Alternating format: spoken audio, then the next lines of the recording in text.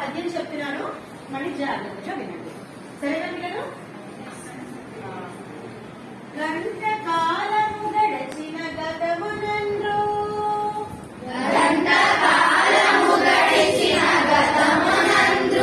గతము గతమే కానది ఎట్లు కలసిరాదు,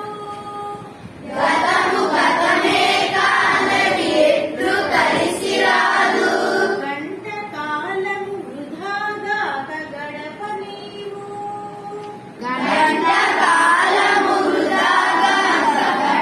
నీవు, విద్య నేర్చుకో బ్రతుకంత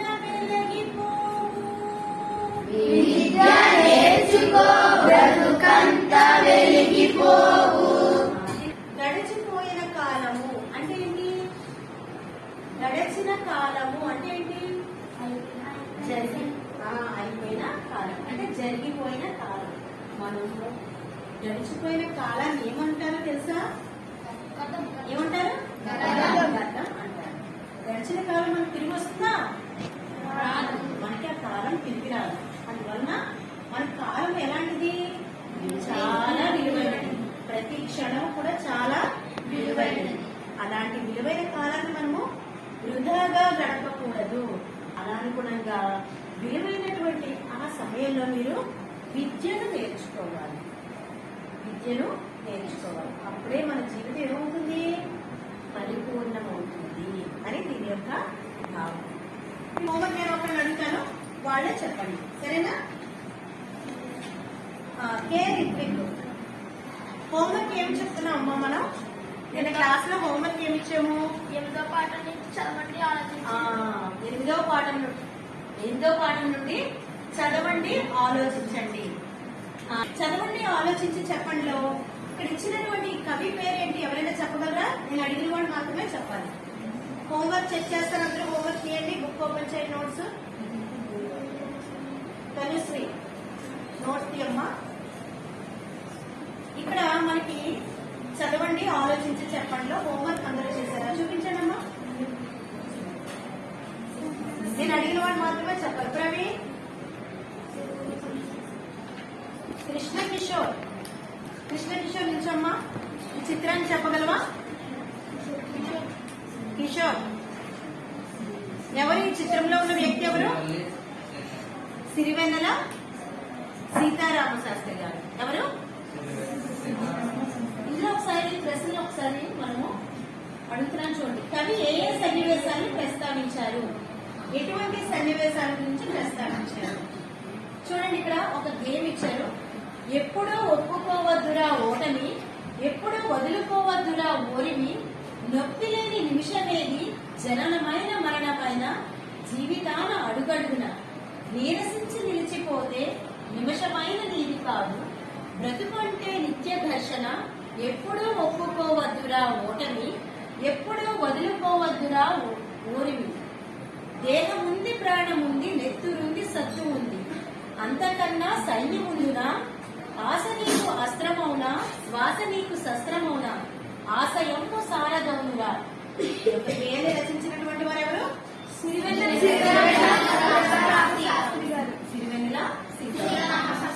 ఆ కవి ఏ సన్నివాసాల గురించి ప్రస్తావించారు చూడండి అమ్మా పిల్లలు. అక్కడ చూడండి, జననం గురించి, మరణం గురించి, అలాగే బ్రతుకు ఘర్షణల గురించి ప్రస్తావించారు. చూడండి, అక్కడ లైన్ లో ఉన్న 3 లేదు 4. జననం చూడండి, కనిపించిందా? జననమైన మరణమైన, జననం గురించి, మరణం గురించి, అలాగే బ్రతుకు ఘర్షణ గురించి ప్రస్తావించారు. పై గేయంలో అస్త్రశస్త్ర సారథులుగా వేటిని పేర్కొన్నారు? చూడండి, అక్కడ 3వ లైన్లో 4వ లైన్లోని అస్త్రశస్త్ర, చివరి లైన్ లో కూడా చూడండి, అస్త్రం ఎలా దేంతో పోల్చారు? ఆశ నీకు అస్త్రము. శస్త్రం దేంతో పోల్చారు? శ్వాస. శ్వాస అంటే ఏంటి? ఇవన్నీ రాశారు కదా. హోంవర్క్ చెక్ చేసుకున్నారమ్మా ఒకసారి చూడండి. ఎవరైనా రాసుకోకపోతే కంప్లీట్ చేసుకోండి. పిల్లలు ఈ రోజు మనం పాఠం చెప్పుకున్నాం. మన ఎజెండా చూడండి, ఇక్కడ ఆన్లో ఉంది. పలకరింపు, పద్యమైంది, పునర్విమర్శ. మనం గత తరగతిలో మనం చైతన్యమూర్తుల గురించి చెప్పుకున్నాము.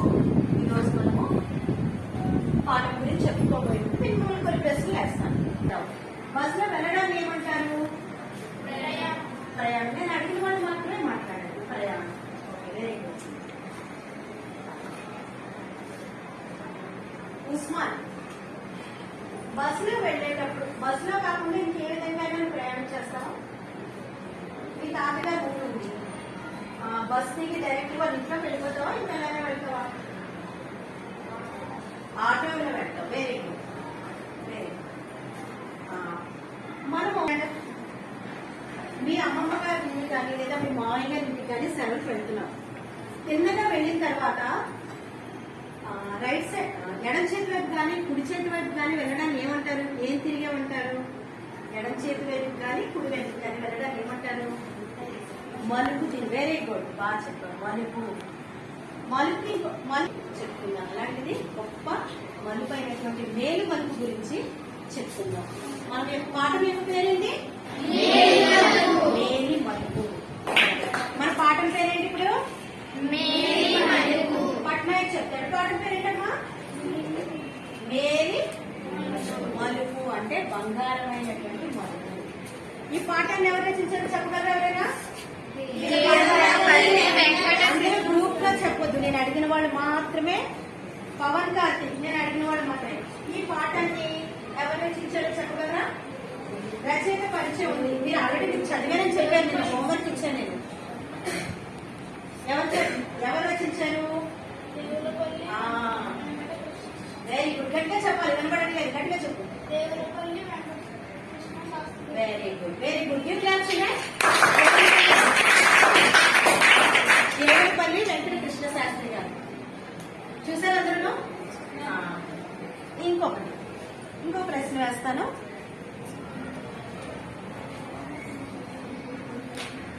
పాఠం యొక్క ఉద్దేశం ఎవరైనా చెప్పగలరా? నిన్న చదివారు కదా మీరు. ఉద్దేశం ఎవరు చెప్తారు? నేను అడిగిన వాళ్ళు చూడండి. ఎల్ రిషి ఉద్దేశం చూసి పాఠంలో చూడండి. పాఠం యొక్క ఉద్దేశం ఉంది. ఏముంది చూడండి ఉద్దేశం.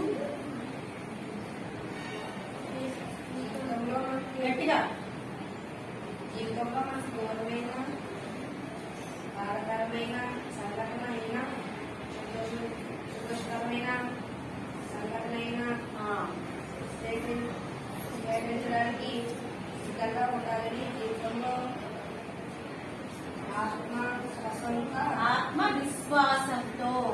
ఆత్మవిశ్వాసంతో ముందడుగు వేయాలని గొప్ప ప్రయత్నాలు చేస్తాం. ఒడిదుడుకులను అధిగమిస్తూ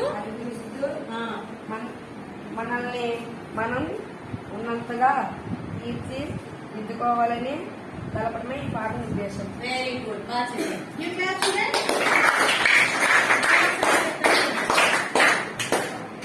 జీవితంలో మనకి ఎదురైనటువంటి బాధాకరమైన సంఘటనమైన అందరూ కూడా చూడండి. పుస్తకంలోని పేరు చూడండి. జీవితంలో మనకి ఎదురయ్యే బాధాకరమైన సంఘటన అయినా సంతోషకరమైన సంఘటన అయినా స్వీకరించడానికి మనం సిద్ధంగా ఉండాలి. జీవితంలో ఆత్మవిశ్వాసంతో ముందడుగు వేయాలని గొప్ప ప్రయత్నాల చేత ఒడిదుడుకులు అధిగమిస్తూ మనల్ని మనం ఉన్నతంగా తీర్చిదిద్దుకోవాలని తెలియడమే ఈ పాఠం యొక్క ఉద్దేశం. అంటే ఏంటి తెలుసా పిల్లలు? మనకి ప్రతిరోజు అన్ని సుఖాలే వచ్చేవి, ప్రతిరోజు అన్ని కష్టాలే వచ్చేవి. ఏది వచ్చినా సరే మనము అధిగమిస్తూ ముందుకు వెళ్ళాలి. ఫర్ ఎగ్జాంపుల్ మీరున్నారు, మీ వయసులో మీకు అమ్మ గట్టిగా కోపడింది అనుకోండి, చాలా కోపం సరోజంతా ఏడుస్తూనే ఉంటారు. అమ్మ నన్నే చెప్పింది, తమ్ముడు ఏమనట్లేదు, అన్నయ్య ఏమనట్లేదు అంటే ఆ రోజు బాధపడిపోయి స్కూల్కి వచ్చి ఏడ్చేస్తూ ఉంటారు. అక్కడ బాధ అనిపించింది దాన్ని అమ్మ ఎందుకు నన్ను తిట్టింది, మరి ఎందుకు ఇలా ఉన్నారు, చదవలేదనే కదా అమ్మ తిట్టింది అని మీరు ఆలోచించుకొని ఆ ప్రాబ్లమ్ సాల్వ్ చేసుకోండి. అలాగే సుఖాలు వస్తాయి. మీకు బర్త్డే అవుతుంది, మీకు పుట్టినరోజుకి మంచి మంచి డ్రెస్లు అవి కొంటారు, హ్యాపీగా ఉంచుతారు. అది మీకు సుఖం. అది కూడా మీరు ఆనందాన్ని ఎలా తీసుకుంటారో కష్టాన్ని కూడా అలాగే తీసుకోవాలి. ఈ వయసులో ఎలా కావాలి, ఇంకా ఎదిగే కొద్ది కూడా జీవితంలో అనేక నష్టాలు ఎదురవుతుంటాయి. ఫర్ ఎగ్జాంపుల్ మనకి రాత్రి చూడండి చాలా చీకటిగా ఉంటుంది. చీకటిగా ఉంటే భయం వస్తుంది కదా, మళ్ళీ ఉదయం వెలుతురు వస్తుంది, ఆనందంగా ఉంటుందా? అలాగే జీవితంలో కూడా ఎన్నో కష్టాలు సుఖాలు ఉంటాయి. మనం ఈరోజు పాఠం పేరు చెప్పుకున్నాం కదా, మేలు మలుపు. నెక్స్ట్ ఈ పాఠంలో మనం ఏమేమి నేర్చుకుంటామంటే పాఠం యొక్క ప్రక్రియ, ఇతివృత్తము, రచయిత గారి గురించి, అలాగే ఈ పాఠం యొక్క సారాంశం మొత్తం చెప్పుకుంటాం. అర్థమైందా పిల్లలు? పాఠం యొక్క ప్రక్రియ ఎవరైనా చెప్పగలరా? మన టెక్స్ట్ బుక్ లో నాగేంద్ర స్టాండర్డ్ నాగేంద్ర ఏంటమ్మా పాఠం యొక్క ప్రక్రియ గట్టిగా చెప్పండి. పాఠం యొక్క ప్రక్రియ కథ. Very good. పాఠం యొక్క ప్రక్రియ ఏంటమ్మా? కథ. చాందిని ఇతివృత్తం చెప్పమ్మా. పాఠం యొక్క ఇతివృత్తం. పాఠం యొక్క ప్రక్రియ. ప్రక్రియ ఏంటమ్మా? కథ. ఇతివృత్తం ఏంటమ్మా? ఇతివృత్తం ఆత్మస్థైర్యం. ఆత్మస్థైర్యం అంటే ఎవరు చెప్పగలరా? గుండె ధైర్యం. Very good. ఆత్మస్థైర్యం అంటే మన మీద మనకి నమ్మకం ఉండడం. సెల్ఫ్ కాన్ఫిడెన్స్ అంటారు కదా, సెల్ఫ్ కాన్ఫిడెన్స్. మన మీద మనకి నమ్మకం. నేను ఈ పని చేయగలను, కష్టమైన నేను ఈ పని చేయగలను అని మన మీద మనకి నమ్మకం ఉండడం. ఓకే, పాఠం యొక్క ప్రక్రియ గురించి తెలుసుకున్నారు, అలాగే ఇతివృత్తం గురించి తెలుసుకున్నారు. రచయిత పరిచయము. పాఠం యొక్క రచయిత ఎవరమ్మా? మనకి పాఠం యొక్క నేను అడిగిన వాళ్ళు మాత్రమే చెప్పాలి. మీరు ఆల్రెడీ చదివారు కదా. నేను ఎల్ రిషి స్టాండర్డ్ రిషి. పాఠం యొక్క రచయిత ఎవరు? దేవులపల్లి వెంకటకృష్ణ శాస్త్రి. Very good. ఎవరమ్మా? ఆయన యొక్క చిత్రం చూడండి. దేవులపల్లి వెంకట కృష్ణ శాస్త్రి. వెంకట కృష్ణ శాస్త్రి రచయిత. నెక్స్ట్ ఎవరి గురించి చెప్పుకోవాలి మనం? దేవులపల్లి వెంకట కృష్ణ శాస్త్రి గారు. నేను హ్యాండ్ రైటింగ్ నీట్ గా రాస్తున్నానా? మీరు కూడా అదే విధంగా రాయాలి. నోట్స్ చేసుకోండి. అందులో నోట్స్ లోనే వెంకట కృష్ణ శాస్త్రి గారు. అక్షర దోషాలు లేకుండా రాయాలి. ప్రక్రియ, కథ, ఇతివృత్తం నోట్ చేసుకోండి. ఆత్మస్థైర్యం. రచయిత దేవులపల్లి వెంకట కృష్ణ శాస్త్రి గారు. మాట్లాడద్దు. నోట్ చేసుకోండి. నోట్ చేసుకోండి అందులో. పిల్లలు మరి ఈ పాఠం మనము మీకు ఈ పాఠం సారాంశం అంతా మీకు ఒక 5 నిమిషాలు చెప్పేస్తాను. ఏంటి అసలు ఈ పాఠం యొక్క సారాంశం? 5 నిమిషాల్లో షార్ట్ కట్ చేసి చెప్తాను. నోట్ చేసుకోండి అందులో. నీట్గా నోట్ చేసుకోండి. హ్యాండ్ రైటింగ్ నేను ఎలా రాశాను? మీరు కూడా అదే విధంగా అక్షర దోషాలు లేకుండా కరెక్ట్ గా తప్పు లేకుండా రాయండి. దేవులపల్లి వెంకటకృష్ణ శాస్త్రి గారి గురించి చదువు. దేవులపల్లి వెంకటకృష్ణ శాస్త్రి తూర్పుగోదావరి జిల్లా చంద్రపాలెం గ్రామంలో జన్మించారు. వీరి తల్లిదండ్రులు తిమ్మన శాస్త్రి, సీతమ్మ. వీరు కృష్ణపక్షం, ఊర్వశి, పుష్పలావికలు, అమృతవీణ, బహుకాల దర్శనం, కృష్ణశాస్త్రి, వ్యాసావళి, మంగళకాహలి పేరుతో దేశభక్తి గేయాలు మొదలైనవి రచించారు. వీరికి ఆంధ్ర విశ్వవిద్యాలయం కళాప్రపూర్ణ బిరుదులను భారత ప్రభుత్వం పద్మభూషణ్, కేంద్ర సాహిత్య పురస్కారంతో సత్కరించింది. ప్రస్తుత పాఠం పుష్పలావికల నుండి గ్రహించబడింది. Very good. షా అంటావు, షా కాదు, సా. ఓకే, బాగా చదివా. You clap children.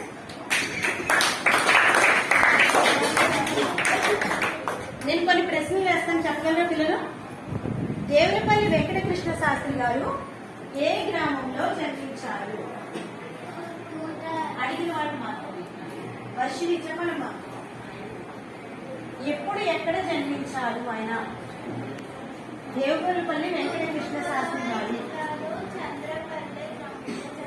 చంద్రపల్లె కాదు, చంద్రపాలెం. చూడండి, చంద్రపాలెం అనే గ్రామంలో జన్మించారు. మరొక ప్రశ్న, మనకి ప్రస్తుత పాఠం దేని నుండి గ్రహింపబడింది? ప్రస్తుత పాఠం ప్రవీణ్ చెప్తాడు. ప్రవీణ్, ప్రస్తుత పాఠం దేని నుండి గ్రహింపబడింది? పుష్పలావికలు ఆయన రాసినటువంటి పుస్తకం పేరు. అందు నుంచి తీసుకోబడిందే మనకి ఈ వేరు. మరి ఈ పాఠం యొక్క సారాంశం మొత్తం 10 నిమిషాలు. పరమ పద సోపాన పాఠము. పరమపద సోపాన పఠము అని ఉంటుంది. పని చేయమాట, ఏ పని చేయకుండా ఎక్కడైనా అందరినీ అడిగి తినేస్తూ ఉంటాడు. ఎంత దొరికితే అంత తింటాడు. తను ఏ పని చేయకుండా తను పడుకోవాలన్నప్పుడు పడుకుంటాడు. ఏమీ కష్టపడడు.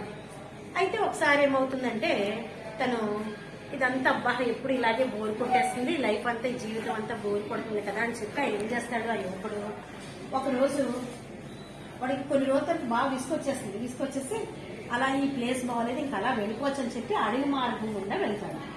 వెళ్తూ ఉంటుంటే తనకి దారిలోని నడిచాక బాగా అలసట వచ్చేసిన తర్వాత ఆయన ఒక దగ్గర ఒక అడవిలోనే ఒక చెట్టు కింద పడుకుంటాడు. నిద్ర వచ్చేస్తున్నాడు. అక్కడ దొరికినటువంటి పళ్ళు ఉంటాయి కదా, కోసుకొని తినేసి పడుకుంటాడు. పడుకున్న తర్వాత బాగా నిద్ర పట్టేస్తుంది. బాగా అలసి వచ్చాడు కదా. ఎవరు అలసిపోయి ఉన్నారు? యువకుడు. చెప్పాలి, ఎవరు అలసిపోయి ఉన్నారు? యువకుడు ఇప్పుడు అలసిపోయి తనకి దొరికి ఆహారంగా ఏం తిన్నాడు? అక్కడ దొరికినటువంటి పళ్ళు తిని నిద్ర వచ్చింది, పడుకుంటాడు. పొద్దున పిచ్చుకల సౌండ్లు, సూర్యోదయము, ఇవన్నీ ఆ పక్షుల సౌండ్లు వినపడడంతో మెలకు వచ్చింది మాట. మెలకు వస్తే ఇలా కళ్ళు నిలుపుకుంటే ఇలా చూస్తున్నాను, చూడలేకపోతున్నాను, నిద్ర వచ్చేస్తుంది. ఇల్లు నిలుపుకుంటే ఏంటి ఉన్నాను, ఓహో నేను అడవిలో ఉన్నానా అనుకున్నాడు. తనకు ఎదురుగుండా ఆ యువకుడికి ఎదురుగుండా గొప్ప పరివారంతో రాజుబండ్లు, పెద్ద ఏనుగు ఒక పూలదండ పట్టుకొని వస్తుంది. వస్తే వీడికి అర్థం కదా, నేను ఇంకా కళ్ళ ఉన్నానేమో అనుకుంటాడు ఆడవాడు ఇచ్చిదనమాట. ఆ కళ్ళ ఉన్నానేమో అంటే వీళ్ళు నిలుపుకుంటే ఏంటోలా జరుగుతుంది అనుకుంటాడు. కానీ ఒక ఏనుగు వచ్చి తనకి దండ వేస్తుంది. ఒక్కసారి నేను షాక్ చెందుతాడు. ఏంటి నాకు ఏనుగు వచ్చి దండ వేస్తుంది, చూడండి పిక్చర్లోని ఏనుగు వచ్చి నాకు దండ వేస్తుంది అని అనుకుంటాడు. చుట్టూ రాజ పరివారం ఉంటారు, చరిత్రలు, భటులు, అలాగే సైన్యాధికారి, మంత్రులు, వీళ్ళందరూ ఉంటారన్నమాట. తిరిగి వచ్చి దండ వేస్తే వాళ్ళందరూ మహారాజ్ కి జై, మహారాజ్ కి జై, మహారాజ్ కి జై అంటారు. వీడికి అర్థం కాదు. ఒక్కసారి షాక్ అవుతాడు. ఏనుగు తీసుకొని తను అంబారి మీద ఎక్కించుకొని తన మీద ఎక్కించుకొని ఊరేగించి వాళ్ళ రాజ్యాన్ని తీసుకెళ్తారు. రాజ్యాన్ని తీసుకెళ్లి యువకుడు కదా ఒక అందమైన రాణినిచ్చి పెళ్లి చేస్తారు. వీళ్ళు షాక్ అయిపోతారు. ఏంటి అడుక్కునేవాడు, వాడు ఏ పని చేసేవాడు కాదు, కష్టపడేవాడు కాదు. అలాంటి వాడికి ఒక్కసారి రాజ్యం వచ్చి రాజు చేస్తారు. ఏంటి నా పరిస్థితి ఏంటి, ఇలాగా బంగారం మనకు తిరిగింది, ఏం జరిగింది అని అడుగుతాడు మాట యువకుడు. ఎవరిని? మంత్రిని అడుగుతాడు. అప్పుడు రాజా, యువరాజు వారా, మీరు మా యొక్క రాజ్యంలో ఏంటంటే మాకు కొన్ని నియమాలు ఉన్నాయి.